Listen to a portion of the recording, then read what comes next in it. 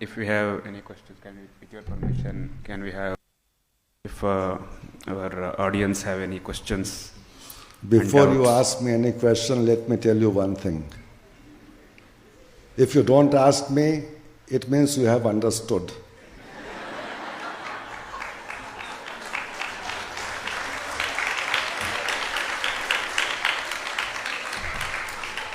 And if you ask me, that means you have not understood, and therefore the answer which I'll give, you will not understand.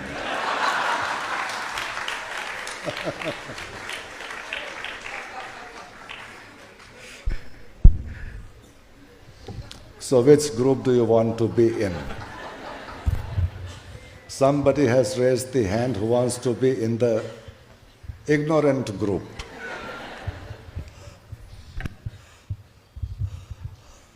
Pranam Paramahamsaji, thank you for the very enlightening lecture. But still I have a doubt. I belong to the ignorant group. I would like your clarification on this so that I can move over to the non-ignorant group.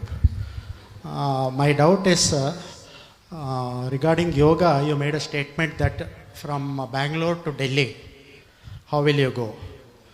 But in Shankaracharya's Bhashyas, he says moksha is not a place to go. It is what you are already.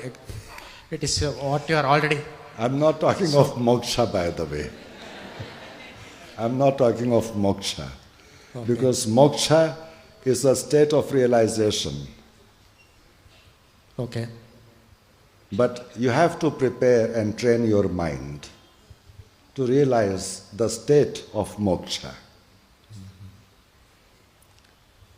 Today, you are here as an individual with your own thoughts, ideas, samskaras, beliefs, difficulties, problems, frustrations, success, failure. You know what you are.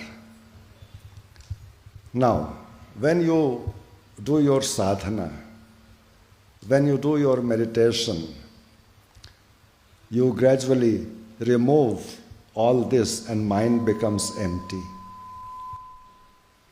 When mind becomes empty, something has to fill in.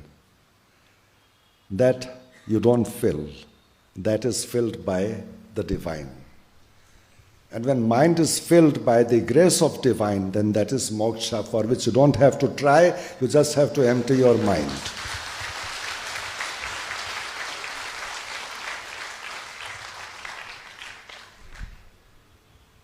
Thank you so much. So now you join the other group. By your grace, Swamiji. Thank you very much.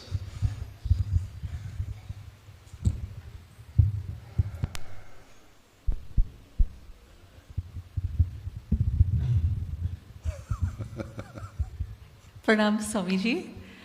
So I think there are some children in the audience today, and as we know, raising children today seems to be quite a challenge as compared to generations past.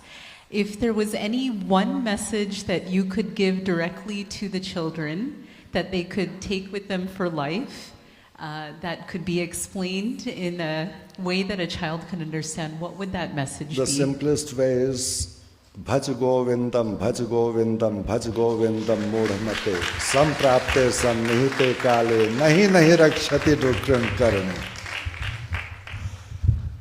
The intellect, the logic is all right in the material world. But there has to come a time when you have to bypass intellect and logic and connect with your Shraddha. And it is that Shraddha which takes one across the ocean of pain and suffering, not logic and intellect. So, to your children, every evening when they sleep, sing, Shuddhosi, Buddhosi, Niranjanosi, Sansar Maya Parivarjitosi.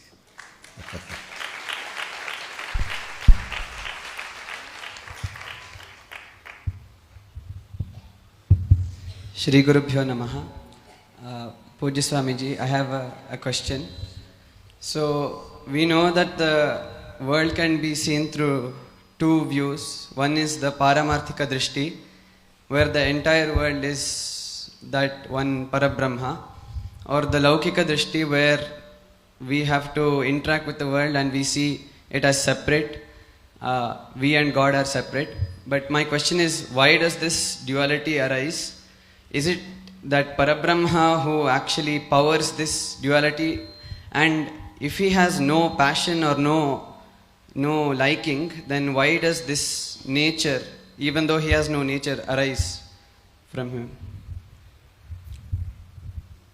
Eko ham bahusyamaha. I am one, but I want to be many. I want to be many for what reason? You are also an individual. You are also one person, but you have different roles to play.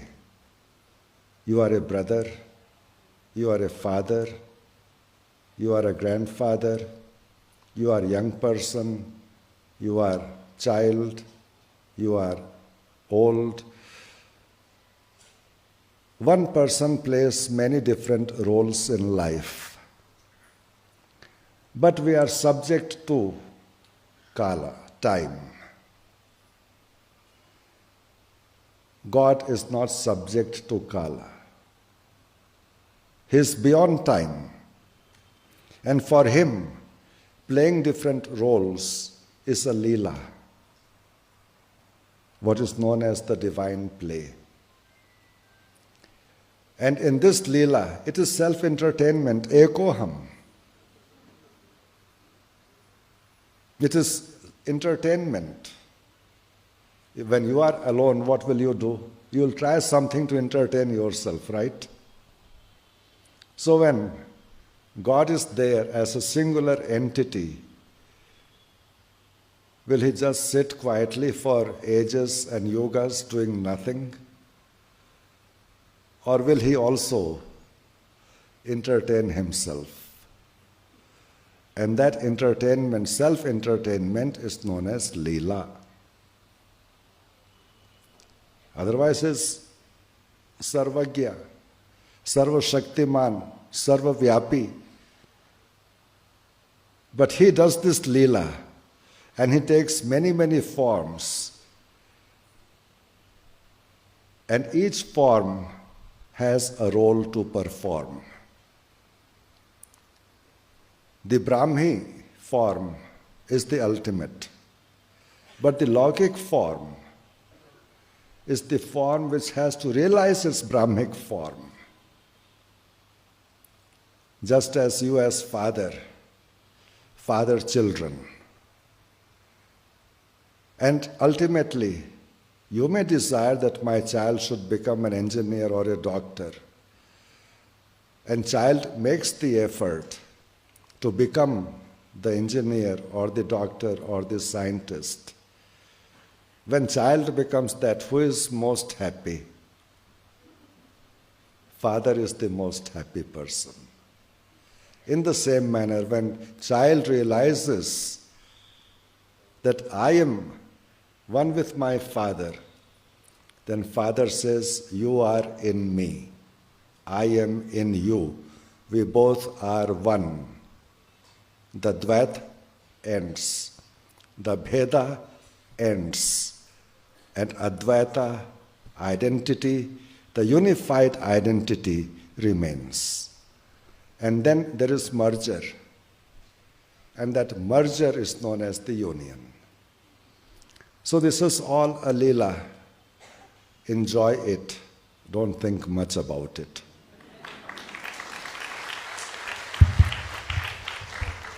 Pranamam Swamiji. Thank you very much for the excellent speech, and it was really nice. I could connect very well. But one thing, I have two questions which are connected. One is for a Gruhastha like me. Like for a sannyasin it is different, but for a Gruhastha like me, how do I really bring this into practice? I'm trying to do that, I'm pursuing my MSc in yoga in Swami Vivekananda Yoga Anusandhana Samsthana right now. But the thing is, while working for an MNC, which is very hectic job, and also following this, it has been difficult for me. But I'm trying to do my best, especially studying the scriptures and start implementing that and manifesting those things. So it has been tough. And how do I do that as a Grihastha while not really losing out on what I am doing? That is the first question. Second question is on the Vedanta study. As you said, you stopped doing that. But somewhere like studying these scriptures made me realize, how do I look inside? Or how do I self-observe? How do I do that swahadhyaya? So without that, I wouldn't have been sitting here and understanding what you are telling. Like let's say a few years back, I wouldn't have understood what you are saying. So I feel that is like a manual or handbook to understand how do I look inside, or look, or self-observe, or self-study. So I think these are the related questions. Very good. When you are associated with a guru, you don't need to study,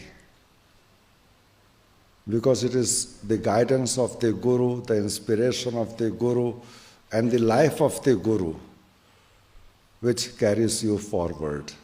If you are observant enough. After all, Ekalavya was not accepted as a disciple by Dronacharya. But Ekalavya accepted Dronacharya as his guru. And he developed a connection with him. And he became the best archer. So best archer that even Dronacharya did not know that Ekalavya existed. Because Ekalavya identified with the guru element and lived that inspiration. And those people who do not have guru, for them scripture is the guru, is the guide. But you are in the presence of His Holiness Shankar Bharati Mahaswamiji, and you should be able to derive inspiration from his life and from his teachings to understand and realize what Vedanta is. And for those who do not have a guru, for them scripture becomes the lead. But they will also create questions, because you are not that elevated to understand every sentence and every idea.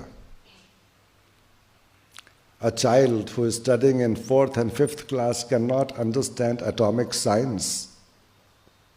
You have to wait. You can't